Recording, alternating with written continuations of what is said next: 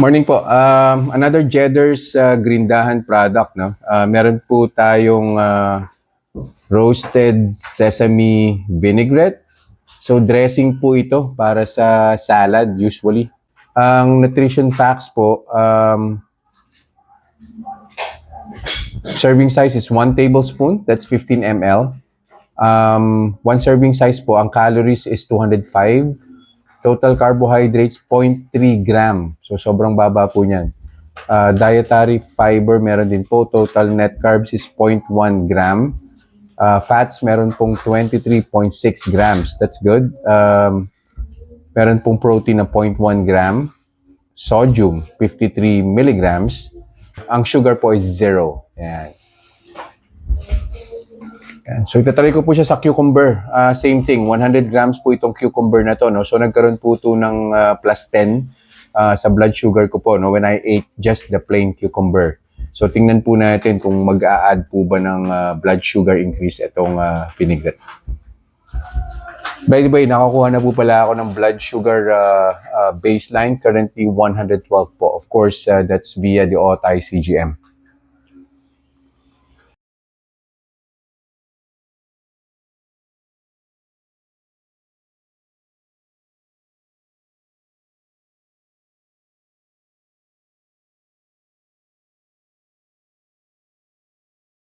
Reminders lang po, huwag pong mag-a-unli. Always eat in moderation. Di po ako doktor, so whenever in doubt, konsulta po kayo sa doktor ninyo. And yung results po ng mga review na ginagawa ko, it may vary. So huwag niyo pong i-expect na yung resulta sa akin is magiging kapareho po ng resulta sa inyo. So yun lang po. Have a nice day. Conclusion na po tayo dun sa vinaigrette na tinry ko. An hour and 20 minutes or an hour and 30 minutes ago. No? So again, hindi ko na rin po tinapos yung 2 hours na monitoring time. It's because bumaba na po yung blood sugar ko eh. So yung blood sugar ko po, 112 nag-start. First hour, nag-124 plus 12. And then on an hour and 30 minutes, bumaba na po siya ng 119. Yun naman po yung expected, no? Dahil sabi ko nga po, si cucumber, meron pong carbohydrates sa content si cucumber. Usually mga 2.2 po yata up to 3.6 grams per 100 grams ng cucumber.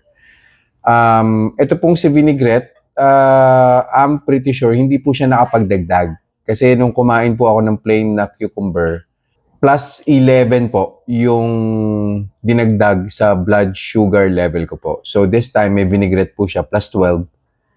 Plus 1. Yun lang po yung dumagdag. Sobrang, alam niyo po yun, sobrang tolerable po niya, no?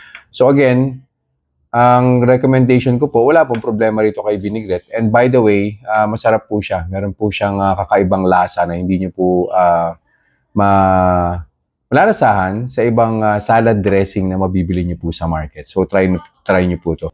So yun lang po for this review. I'll see you guys in the next vlog. Bye-bye.